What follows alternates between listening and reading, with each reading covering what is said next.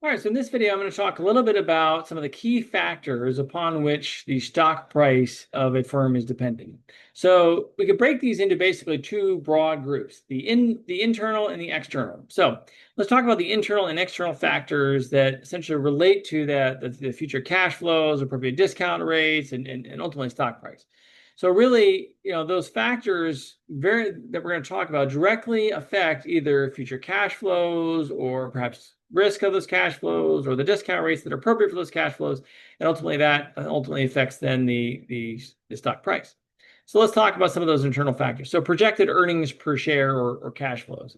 So if we're projecting to have more earnings per share, that tends to mean we got more cash flows, and therefore we would expect that to be a positive impact on the stock price. Now, having said that, the timing of the earnings stream or cash flows matters. So in other words, a dollar tomorrow is worth more to me than a dollar in 10 years. So it's not enough to just say that we are expecting to have more earnings per share. It matters when. When are these earnings per share happening? Also, what's the riskiness of those projected earnings? Because if I increase my projected earnings by taking on lots of risk, then that may not actually make the firm more valuable because perhaps I should use a larger discount rate now to account for the fact that these are more risky. So in other words, you think of it this way, which would you prefer? A dollar guaranteed in a year or basically an investment that could give you $2, 50% chance of $2 or 50% chance of nothing, right? Well, on average, that second investment gives you a dollar in a year, right? But the first investment gave you a dollar guaranteed. So which is better, a dollar guaranteed or one that on average is a dollar, but there's a 50% chance you walk away with nothing? Well, probably we'd say that guaranteed dollar is worth more because they've got the same average outcome, but one of them has a whole lot less risk associated with it, right? So the riskiness of the projected earnings is going to matter. So it's not just how much, but how risky are those earnings. Also, how is the firm financed? So this is where we start looking at capital structure and discount rate. So a firm gets to have a significant amount of say in whether they borrow money or they use equity. So that's capital structure. And that ultimately starts to affect what rates of return investors of all types are requiring, the discount rate. And so as a result of that, we have some choices over this, right? Dividend policy. So dividend policy is also something that a company can choose. They can decide whether to pay it out or not. The earnings. If they pay out the earnings, then they are retaining less. If they're retaining less, then they have less equity. And if they have less equity, this is going to involve probably more debt is associated with this. That also means they're going to have less cash probably on hand because they're paying it all out. And so that might perhaps increase their risk due to the fact they're using maybe more debt, possibly less cash on hand, things like that, right? So, but all of these things so far are things that a company has a certain say in to an extent, and it influences the company. So projected earnings per share, this relates a lot to what investments the company makes. So they have some say in this. The timing of the earnings stream, again, what investments the company makes, what they put their money in affects that. Riskiness, same kind of thing. The choices the company makes affects that. The manner in which the firm is financed, they can decide whether to borrow or whether to use equity in many cases, right? Now, sometimes the economic circumstances arise that make it more challenging to borrow or to issue equity. Things like that can limit things. But generally, before that point, the firm had made choices which affected the opportunities and options that they had available. Now, dividend policy, again, something that the firm gets to choose. Now, there are also external factors that affect the company's future cash flows and discount rate, and therefore the stock price. And those are things that the company really doesn't have any say over. So economic conditions. So think a recession. If a big recession hits and people are no longer buying the company's products, cash flows tank. This isn't something the company had a lot of control over, right?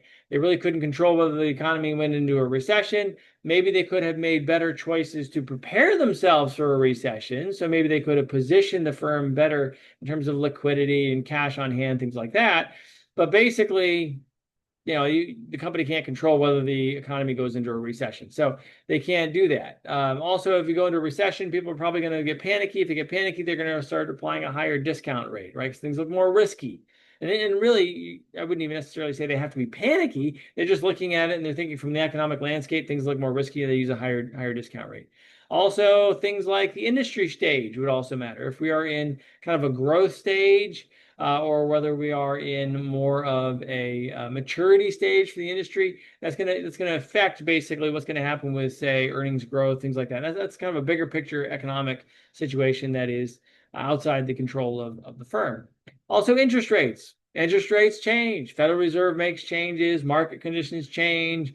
And therefore interest rates change. And if interest rates change, the discount rates that the lenders or would apply start changing, and the rates that apply from an investment rate standpoint start changing.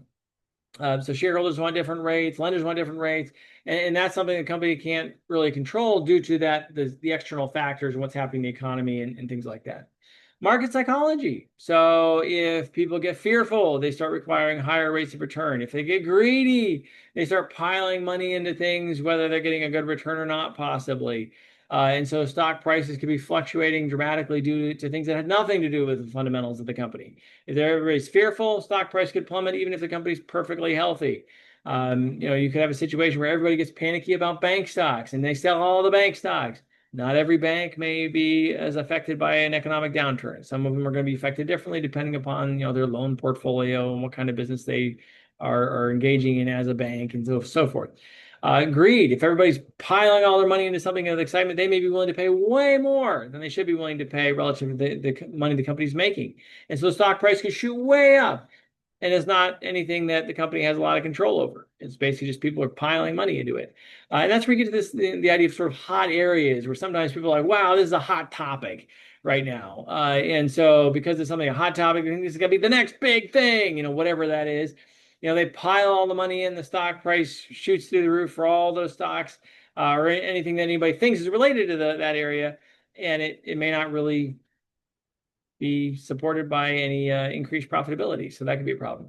And ultimately, irrationality. Basically, people get irrational with their investment decisions. So there's some possibilities there, I would argue, that could cause some dislocations either on an individual basis, but also on perhaps even an industry-wide basis. And those are things that the company can't control, right? We can't control as a company what investors are thinking. We can try to communicate effectively, but beyond that, investors are going to believe what they want to believe, and they're going to respond the way they want to respond. And so you can't control what they do.